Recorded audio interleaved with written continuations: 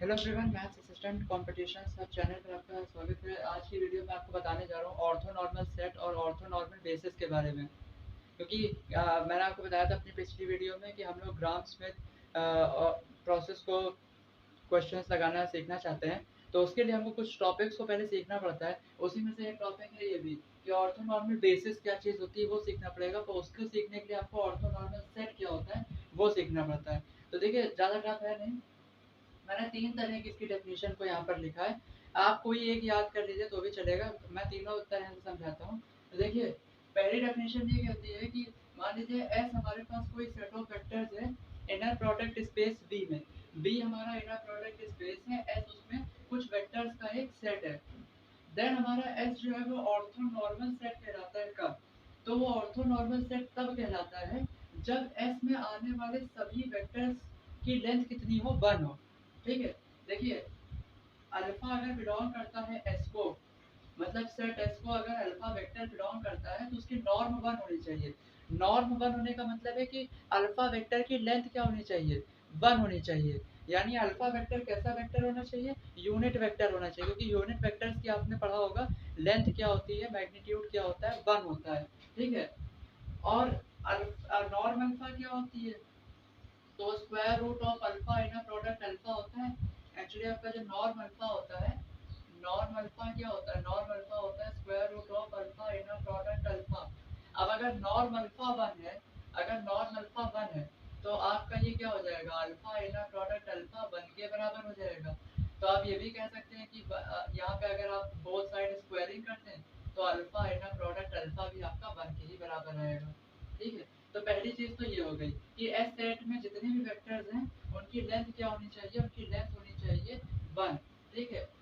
दूसरी बात क्या है, दूसरी बात ये है कि अगर कोई दो वेक्टर्स हम ले एस के और वो कैसे हो, डिस्टिंक्ट हो, एक जैसे ना हो, अलग अलग हो।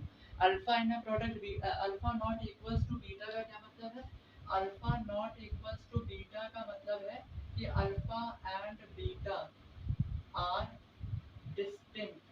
मतलब क्या है इसका, आर डिस्टिंक्ट। डिस्टिंक्ट का मतलब होता है अलग, डिफरेंट वेक्टर्स। ठीक है। तो अल्फा और बीटा आपके कैसे वेक्टर्स हैं, डिस्टिंक्ट वेक्टर्स हैं, अलग अलग वेक्टर्स हैं। तो कोई दो सेम ना लेकर, कोई दो सेम वेक्टर्स ना लेकर अगर आप डिस्टिंक्ट वेक्टर्स को लेते हैं, अलग अलग वेक्टर्स को लेते हैं और उनका इनर प्रोडक्ट क्या आ जाए 0, तो वो दोनों वेक्टर्स आपके एस को बिलोंग करेंगे। ठीक है। तो हमने ये समझा कि V अगर हमारा इनर प्रोडक्ट स्पेस है और S उसमें कोई सेट ऑफ वेक्टर्स है, कुछ वेक्टर्स का अगर एक सेट है, देन S जो है वो V का ऑर्थोनॉर्मल सेट कब कहलाता है, मतलब S जो है वो ऑर्थोनॉर्मल सेट कब कहलाता है, यदि पहली बात S को बिलोंग करने वाले जो भी वेक्टर्स हैं, फॉर एग्जांपल अल्फा, उन सब की लेंथ यानी उनकी नॉर्म क्या होनी चाहिए, 1 के इक्वल होनी चाहिए, पहली बात। दूसरी बात, कोई दो डिफरेंट वेक्टर्स अगर आप लेते हो तो उन वेक्टर्स की लेंथ, उन वेक्टर्स का इनर प्रोडक्ट क्या आना चाहिए, 0। यानी अल्फा और बीटा कैसे वेक्टर्स होने चाहिए, ऑर्थोगोनल वेक्टर्स होने चाहिए। ठीक है। तो यहाँ से एक बात मैं आपको समझा देता हूँ क्योंकि दूसरी डेफिनेशन इसी बिहार पर आपको समझ में आएगी कि ये वाली लाइन क्या कहने की कोशिश कर रही है, पहली वाली लाइन ये कहने की कोशिश कर रही है कि सेट एफ जो है आपका कंटेन्स यूनिट वेक्टर्स। कैसे वेक्टर्स कंटेन करता है, यूनिट वेक्टर्स। ठीक है। और दूसरी बात, ये वाली लाइन क्या बताने की कोशिश कर रही है, set S contains orthogonal vectors. ठीक है। सेट एस में क्या है, ऑर्थोगोनल वेक्टर्स में। तो उसी से मैंने अपनी अगली डेफिनेशन को बनाया कि ये सेट एस कंसिस्टिंग ऑफ, अच्छा यहाँ पे आप एक वर्ड लगा सकते हैं, सीधा सीधा ऑर्थोगोनल वेक्टर्स ना लिखिए, यहाँ पे लिखिए set S contains mutually orthogonal vectors. कैसे वेक्टर्स होते हैं इसमें, म्यूचुअली ऑर्थोगोनल वेक्टर्स। ठीक है। तो ऐसे देखिए हमारी दूसरी डेफिनेशन बन जाती है कि अ सेट एस, अब ये तो इतना लंबा ना लिखे, आप दो लाइन में खत्म कर सकते हैं कि a set S consisting of, a set S consisting of mutually orthogonal unit vectors. ठीक है। कि हमारा जो सेट एस है वो क्या कंटेन करता है, वो कंटेन करता है म्यूचुअली ऑर्थोगोनल वेक्टर्स को। तो देखिए दो जो बात हम अलग अलग दो लाइन में लिखते हैं उसको एक ही बार में लिख दिया कि सेट एस म्यूचुअली ऑर्थोगोनल और यूनिट वेक्टर्स को कंटेन करता है। ठीक है, अगर सिर्फ देखिए हमारा जो हमने पहले सीखा था ऑर्थोगोनल सेट और ऑर्थोनॉर्मल सेट में क्या डिफरेंस है। तो ऑर्थोगोनल सेट जो होता था उसमें सिर्फ म्यूचुअली ऑर्थोगोनल वेक्टर्स होते थे, और ऑर्थोनॉर्मल सेट में म्यूचुअली ऑर्थोगोनल वेक्टर्स तो नहीं, साथ में सभी वेक्टर्स की लेंथ क्या है 1, मतलब यूनिट वेक्टर्स भी हैं। तीसरी डेफिनेशन जो हमने लिखी है उसमें उसमें थोड़ा सा टेक्निकल वे में इसको बताया जाता है कि अगर हमारे पास है तीनों डेफिनेशन ऑर्थोनॉर्मल सेट की, तीसरी डेफिनेशन जो है उसमें ऐसे बताते हैं कि अगर हमारे पास कोई फाइनाइट सेट एस है जिसमें वेक्टर्स हैं alpha 1 alpha 2 up to alpha m, तो ये सेट ऑर्थोनॉर्मल सेट कब कहलाता है, इफ यदि अगर हम इसके वेक्टर्स का इनर प्रोडक्ट करें तो हमको क्या मिले, क्रॉनिकल डेल्टा आई जे क्या मिल जाए। अगर हम इसके कोई दो वेक्टर्स उठाएं जिनके मान लीजिए इंडेक्स है पहले वाले का अल्फा आई, दूसरे वाले का इंडेक्स है अल्फा जे, तो हमको मिले क्रॉनिकल डेल्टा आई जे, यानी और जिसमें आप जानते हैं कि क्रॉनिकल डेल्टा आई जे की वैल्यू 1 होती है जब दोनों इंडेक्स सेम हो जाते हैं, और जब दोनों इंडेक्स अलग अलग होते हैं आई नॉट इक्वल टू जे, तब क्रॉनिकल डेल्टा आई जे की वैल्यू डिफरेंट मतलब जीरो आती है। तो इसका मतलब ये है कि जब भी आप क्या करें, ऐसे जब भी आप क्या निकालेंगे कि मान लीजिए आई भी आपका 1 है और जे भी आपका 1 है, तो आपका क्या निकलेगा अल्फा 1 इनर प्रोडक्ट अल्फा 1, तब ये क्या आ जाना चाहिए, इसकी वैल्यू 1 आ जानी चाहिए। या आप जब अल्फा 2 का इनर प्रोडक्ट अल्फा 2 के साथ चेक करें तो भी वैल्यू क्या आ जाए, 1 आ जाए, है ना। ये ऐसे ही आप बढ़ते रहें और अल्फा m का इनर प्रोडक्ट अल्फा m के साथ चेक करें तो वो भी 1 आ जाए, है ना। यानी जब जब आपके आई की और जे की वैल्यू क्या है, सेम है, तब तब आपका ये चीज होगी। ठीक है, मतलब यहाँ पे m हो जाएगा आई भी m और जे भी m। ठीक है, पर जब जब आप डिफरेंट वाले ले लेंगे, डिफरेंट वाले मतलब जैसे मान लीजिए आपका आई 1 है और जे आपका 2 है, मतलब आप अल्फा 1 का इनर प्रोडक्ट अल्फा 2 के साथ चेक करें तो वो 0 आ जाए। या कोई एक और ले लेते हैं, जैसे आपने आई को मान लीजिए 3 ले लिया और जे को आपने 2 ले लिया, और आप अल्फा 3 का इनर प्रोडक्ट अल्फा 2 के साथ निकालें तो वो भी 0 आ जाए। ठीक है, तो जब जब आप डिफरेंट अल्फा लेंगे, जब जब आप डिफरेंट इंडेक्स लेंगे तो 0 आएगा, यानी कि आपके वेक्टर्स कैसे हो जाएंगे, म्यूचुअली ऑर्थोगोनल हो जाएंगे ठीक है इस बिहाफ पर। और जब जब आप इंडेक्स सेम लेंगे तब तब आपके वेक्टर मतलब अल्फा 1 प्रोडक्ट अल्फा 1 जैसे 1 आ गया, तब आपका हमेशा 1 आएगा, यानी आपके जो वेक्टर्स हैं उनकी नॉर्म क्या आएगी, 1 आएगी, यानी कि वो सारे वेक्टर्स की लेंथ 1 आ रही है, यानी वो सारे वेक्टर्स क्या हैं और मतलब आपके यूनिट वेक्टर्स हैं। तो बस इतनी बात आपको याद रखनी कि ऑर्थोनॉर्मल सेट में जो वेक्टर्स होते हैं वो एक तो म्यूचुअली ऑर्थोगोनल होते हैं और साथ ही साथ यूनिट वेक्टर होते हैं। ऑर्थोगोनल सेट में सिर्फ म्यूचुअली ऑर्थोगोनल वेक्टर्स होते थे और यूनिट वेक्टर्स नहीं होते थे, ये डिफरेंस है। एक बात यहाँ पे देखिए हमने और बताई है, एक नोट करके यहाँ पर बात बताई है कि जीरो वेक्टर अगर कोई आपका ऑर्थोनॉर्मल सेट है तो उसमें जीरो वेक्टर नहीं होता है। क्यों, क्योंकि अगर ऑर्थोनॉर्मल सेट में कोई जीरो वेक्टर आ जाता है तो जीरो वेक्टर के साथ अगर आप बाकी वेक्टर्स का इनर प्रोडक्ट चेक करेंगे तो वो तो चलिए हो सकता है जीरो आ जाए, दूसरी कंडीशन तो सेटिस्फाई हो जाएगी, पर पहली कंडीशन की हर वेक्टर की नॉर्म 1 होनी चाहिए, वो नहीं हो पाएगा। अगर आपके इस एस सेट में जीरो वेक्टर आता है तो उसकी नॉर्म क्या आएगी, जीरो आएगी। ठीक है, 1 नहीं आएगी, तो पहली वाली कंडीशन जीरो वेक्टर सेटिस्फाई नहीं कर पाता है, इसलिए ऑर्थोनॉर्मल सेट में जीरो वेक्टर नहीं होता। तो देखिए अभी आपको जो बात हमने बताई थी कि अल्फा मतलब जीरो वेक्टर इसमें नहीं आता है ऑर्थोनॉर्मल सेट में, उसी पर से एक बात आपको बताइए कि ऑर्थोनॉर्मल सेट देखिए हमारा बनता कैसे है। जितने भी हमारे इनर प्रोडक्ट स्पेस होते हैं जो कि जीरो स्पेस के बराबर नहीं होते हैं। ठीक है, जैसे अगर हमारा V जो है वो कोई इनर प्रोडक्ट स्पेस है, V अगर हमारा इनर प्रोडक्ट स्पेस है और वो बराबर नहीं है किसके, जीरो स्पेस के। ठीक है, अगर वो जीरो स्पेस के बराबर नहीं है तो उसका एक ऑर्थोनॉर्मल सेट मिल सकता है। ठीक है, कैसे मिलता है वो बताते हैं। मान लीजिए V हमारा जो स्पेस है उसमें ये कैपिटल V है, इसको स्मॉल v ना समझिएगा, ये कैपिटल V है।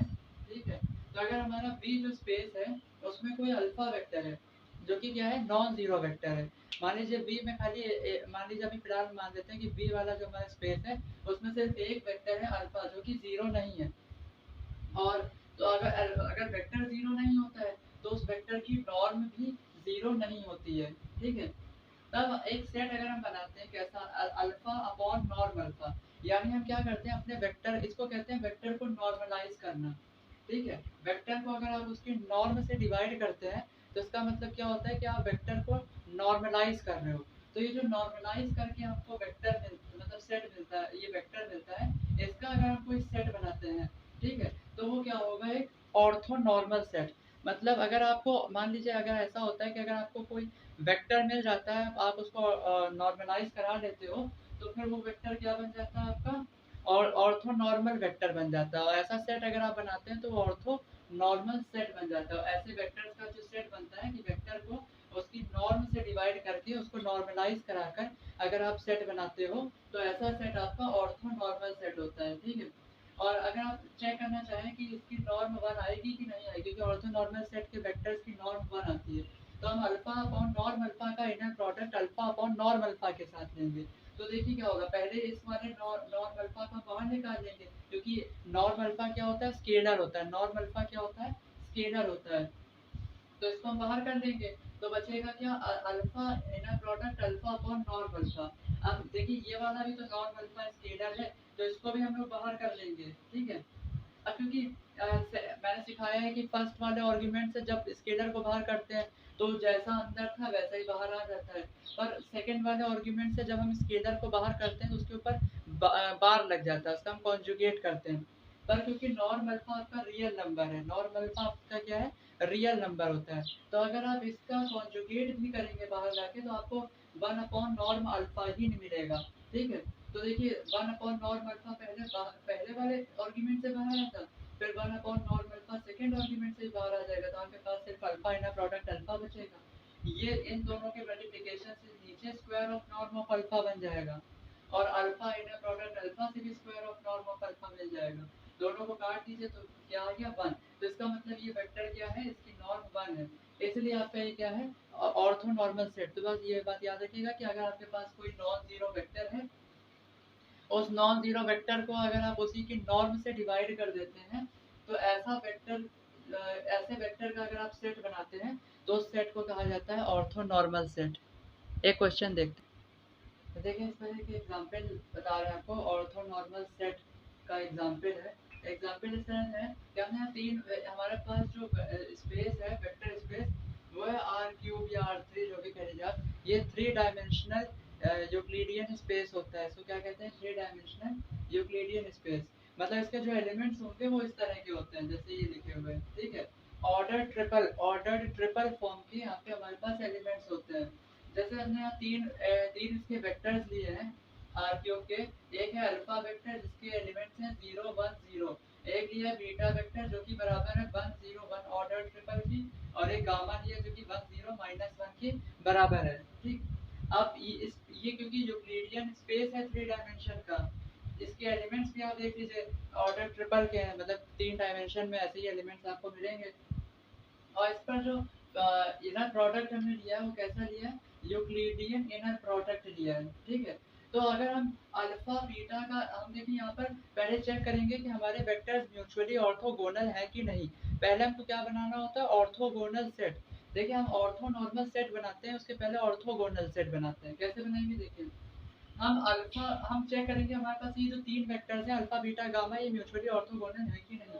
तो इसके लिए हम अल्फा का बीटा के साथ इनर प्रोडक्ट निकालेंगे। इनर प्रोडक्ट निकालना बहुत इजी होता है। अगर आप इनर प्रोडक्ट निकालना चाहते हैं और आपके पास स्पेशली इनर प्रोडक्ट कैसा है, यूक्लिडियन इनर प्रोडक्ट अगर हो, कैसा हो, यूक्लिडियन इनर प्रोडक्ट, तब तो आपके बस खाली क्या करना होता है, डॉट प्रोडक्ट करना होता है, ठीक है।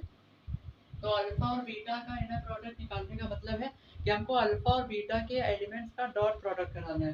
तो जीरो का वन के साथ डॉट प्रोडक्ट हो जाएगा, प्लस फिर इसके वन का इसके जीरो के साथ डॉट प्रोडक्ट, प्लस इसके जीरो का इसके वन के साथ डॉट प्रोडक्ट। देखिए हर जगह zero into one, one into zero, zero into one हो रहा है तो जीरो आ जाएगा। फिर अल्फा का गामा के साथ इनर प्रोडक्ट चेक करेंगे, ठीक है। तो मतलब अल्फा और गामा के एलिमेंट्स का हमको क्या करना है, डॉट प्रोडक्ट। तो देखिए इसके जीरो का इसके वन के साथ प्रोडक्ट कराइए, इसके वन का इसके जीरो के साथ।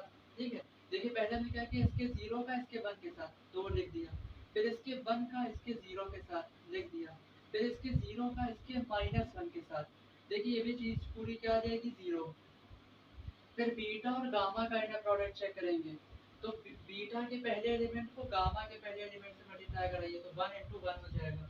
फिर इसके जीरो को इसके जीरो से मल्टीप्लाई करा दीजिए, फिर इसके वन को इसके वन के साथ डॉट प्रोडक्ट करा दीजिए, तो देखिए ये वन बन जाएगा, ये तो जीरो हो गया, ये one into minus one minus का वन, तो वन माइनस वन क्या आ गया, जीरो। तो देखिए हमें क्या देखना है कि alpha inner product beta, alpha inner product gamma, beta inner product gamma, ये क्या आ गया हमारा जीरो। मतलब क्या है कि अल्फा बीटा, देखिए मतलब अल्फा बीटा के ऑर्थोगोनल है, अल्फा गामा के ऑर्थोगोनल है, और बीटा गामा के ऑर्थोगोनल है। तो इसका मतलब अल्फा बीटा गामा तीनों एक दूसरे के क्या है, ऑर्थोगोनल है, यानी म्यूचुअली ऑर्थोगोनल है अल्फा बीटा गामा। तो हम इनका अगर सेट बनाते हैं अल्फा बीटा गामा का, तो वो कैसा सेट कहलाएगा, हमारा ऑर्थोगोनल सेट कहलाएगा। ठीक है, तो ये चीज हमने कर ली।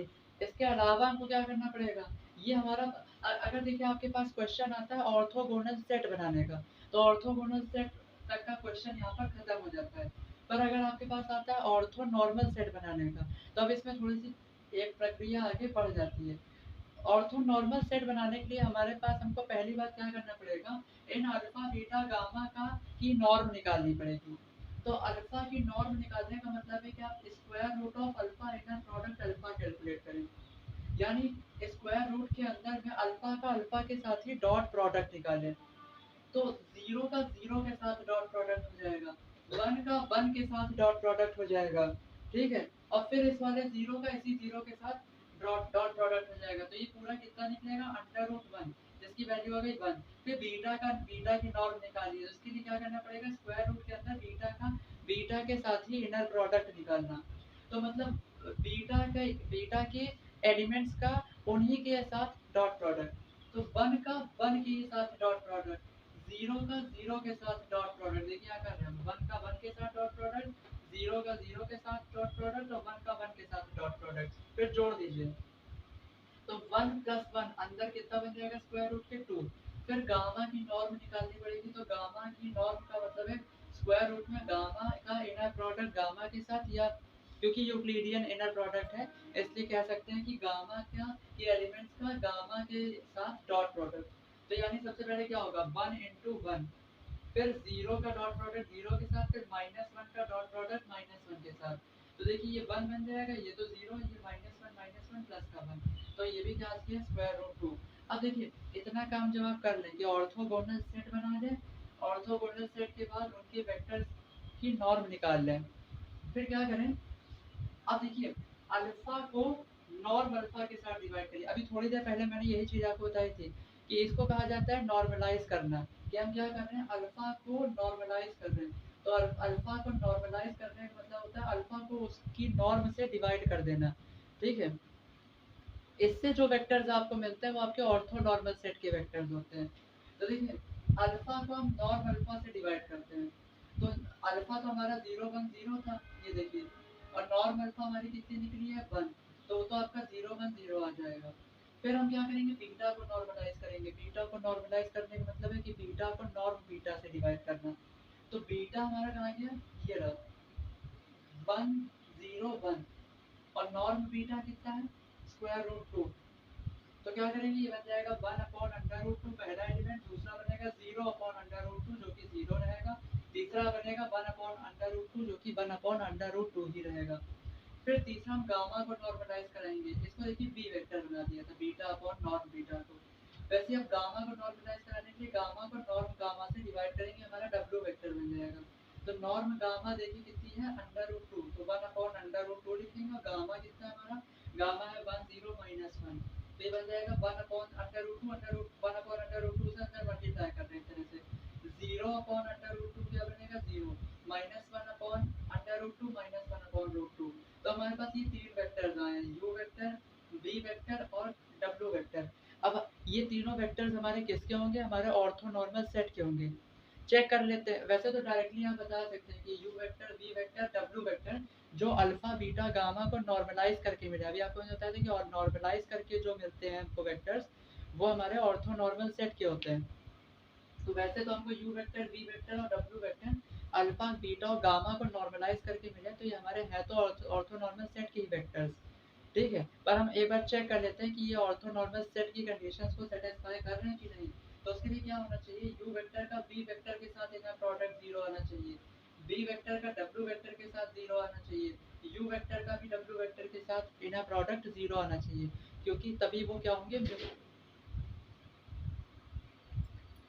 तो देखिए ये u वेक्टर का जैसे v वेक्टर के साथ हमको इनर प्रोडक्ट निकालना है, तो क्या करेंगे, u वेक्टर ये बना था हमारा 0 1 0, ठीक है। देखिए u वेक्टर ये है, v वेक्टर ये है और w वेक्टर ये है, इनर प्रोडक्ट निकालते हैं। तो बस वही करना है, डॉट प्रोडक्ट। तो 0 का 1/√2 के साथ डॉट प्रोडक्ट, 1 का 0 के साथ डॉट प्रोडक्ट, फिर 0 का 1/√2 के साथ डॉट प्रोडक्ट, क्या आ जाएगा 0, क्योंकि सब ये भी 0 से मल्टीप्लाई हो रहा है, ये भी 0 से, ये भी 0 से। फिर v वेक्टर का w वेक्टर के साथ, या पहले u वेक्टर का w वेक्टर के साथ इनर प्रोडक्ट, तो वो कैसे होगा, डॉट प्रोडक्ट करना है। 0 का 1/√2 के साथ डॉट प्रोडक्ट ये रहा, 1 का 0 के साथ ये रहा, 0 का -1/√2 के साथ ये रहा, क्योंकि सब में 0 मल्टीप्लाई हो रहा है तो ये भी 0 आ जाएगा। फिर v वेक्टर और w वेक्टर का निकालेंगे, तो उसके लिए क्या करेंगे, देखिए 1/√2 का 1/√2 के साथ डॉट प्रोडक्ट ये रहा, 0 का 0 के साथ डॉट प्रोडक्ट ये रहा, 1/√2 का -1/√2 के साथ ये रहा, क्योंकि इसमें देखिए क्या होगा, ये 1/2 आ जाएगा, ये माइनस का 1/2 आ जाएगा, तो कुल मिला के क्या हो गया 0। फिर तो मतलब ये सभी वेक्टर्स क्या है, एक दूसरे के ऑर्थोगोनल है, म्यूचुअली ऑर्थोगोनल है। तो ऑर्थोनॉर्मल के लिए जरूरी होता है कि ऑर्थोनॉर्मल सेट में जो वेक्टर हमारे पास आने जा रहे हैं यू वी डब्ल्यू, तीनों क्या होने चाहिए, एक दूसरे के म्यूचुअली ऑर्थोगोनल होना चाहिए। तीसरी दूसरी बात, तीनों की नॉर्म 1 आनी चाहिए। तो u की नॉर्म निकालने का मतलब है square root of u inner product u। तो स्क्वायर रूट के अंदर u इनर प्रोडक्ट u का मतलब है u डॉट प्रोडक्ट u। तो u का u के साथ डॉट प्रोडक्ट, तो 0 का 0 के साथ डॉट प्रोडक्ट हो जाएगा, ये रहा, 1 का 1 के साथ हो जाएगा, फिर 0 का 0 के साथ हो जाएगा, ये कुल मिला के 1 आ जाएगा। ऐसे देखिए हमने नॉर्म v भी निकाल दिया है। नॉर्म v का मतलब है स्क्वायर रूट में v का v के साथ इनर प्रोडक्ट, v का v के साथ इनर प्रोडक्ट का मतलब है v का v के साथ डॉट प्रोडक्ट, है ना।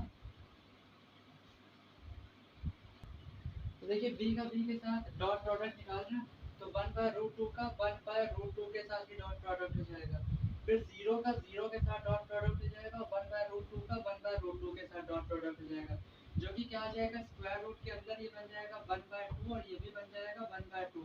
तो बेस सेम है तो ऊपर वाली चीज ऐसे ही जुड़ जाएगी, तो 1 + 1 ऊपर बन गया 2, नीचे बन गया 2, तो ये आ गया 1।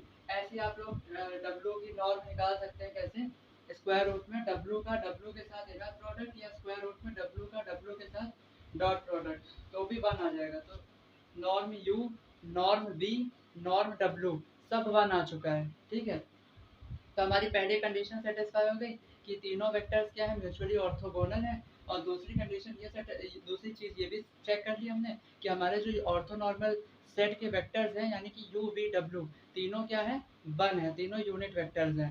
तो इसलिए हमारा जो एक सेट बनेगा u vector, v vector, w vector का, ये ऑर्थोनॉर्मल सेट होगा। तो देखिए इसी में लास्ट चीज़ एक आपको और बता देते हैं इस वीडियो में, ऑर्थोनॉर्मल बेसिस क्या होता है। जैसा हमने पिछली वीडियो में बताया था कि एक ऑर्थोगोनल बेसिस होती है, वैसे ही हमारे पास एक ऑर्थोनॉर्मल बेसिस भी होती है। तो उसकी डेफिनेशन पहले मैं आपको बता देता हूँ कि orthonormal basis for an inner product space V with finite dimension. देखिए V को फाइनाइट डायमेंशनल जब तक आप नहीं लेंगे, बेसिस आपकी फाइनाइट डायमेंशनल नहीं होगी, ठीक है। तो हमने क्या लिखा है कि हमारा V एक इनर प्रोडक्ट स्पेस है जिसकी डायमेंशन फाइनाइट है, तो इसकी जो बेसिस होगी उसमें फाइनाइट नंबर ऑफ एलिमेंट्स होंगे। तो ऑर्थोनॉर्मल बेसिस क्या होती है, ऑर्थोनॉर्मल बेसिस किसी इनर प्रोडक्ट स्पेस V की जिसकी डायमेंशन फाइनाइट है, ये एक ऐसी बेसिस होती है, द बेसिस फॉर V एक ऐसी बेसिस होती है V के लिए जिसके वेक्टर्स क्या होते हैं, ऑर्थोनॉर्मल होते हैं। बस इतनी बात आपको याद रखनी है कि V की एक ऐसी बेसिस, V की तमाम बेसिस हो सकती हैं, पर V की एक ऐसी बेसिस जिसके वेक्टर्स ऑर्थोनॉर्मल होते हैं, तो वो बेसिस क्या कहलाती है, ऑर्थोनॉर्मल बेसिस। ऑर्थोनॉर्मल होने का मतलब है कि वेक्टर्स यूनिट वेक्टर्स होंगे और म्यूचुअली ऑर्थोगोनल होंगे, ठीक है। एंड दे आर यहाँ पे एक वर्ड आप यहाँ जोड़ सकते हैं, दे आर म्यूचुअली ऑर्थोगोनल। ठीक है, क्या होंगे? म्यूचुअली ऑर्थोगोनल होंगे। इसका एग्जांपल एक ले सकते हैं कि स्टैंडर्ड बेसिस जो होती है आरएन की, वो मतलब यूक्लिडियन स्पेस की, वो क्या होती है? ऑर्थोनॉर्मल बेसिस होती है। तो देखिए इसमें एक पॉइंट आपको और बता देता हूँ कि मान लीजिए हमारे पास कोई एस सेट है और उस एस सेट में ये एस सेट कुछ नॉर्मल सेट नहीं है, एक ऑर्थो नॉर्मल बेसिस है हमारे इनर प्रोडक्ट स्पेस वी की। ठीक है, ये क्या है? और ये ऐसा ही मैंने कुछ ऑर्थोगोनल बेसिस में भी आपको पढ़ाया था। ठीक है, अब इस एस में वेक्टर्स हैं, v1 vector, v2 vector, up to vk vector. तो कोई अगर हम v जो हमारा इनर प्रोडक्ट स्पेस है उसका कोई वेक्टर u लेते हैं तो किस तरह से लिखा जाएगा अपने ऑर्थोनॉर्मल बेसिस के लीनियर कॉम्बिनेशन में? ठीक, क्योंकि हमने आपको बताया ना कि वेक्टर स्पेस के वेक्टर को आप उसकी बेसिस के वेक्टर्स के लीनियर कॉम्बिनेशन में लिख सकते हैं। ठीक है, तो अगर हमारे पास वी वेक्टर स्पेस का वेक्टर यू वेक्टर है तो उसको हम इसकी जो ऑर्थोनॉर्मल बेसिस है उसके वेक्टर्स के लीनियर कॉम्बिनेशन में इस तरह से लिखते हैं। देखिए यहाँ पे स्केलर का काम कौन करते हैं? ये करते हैं।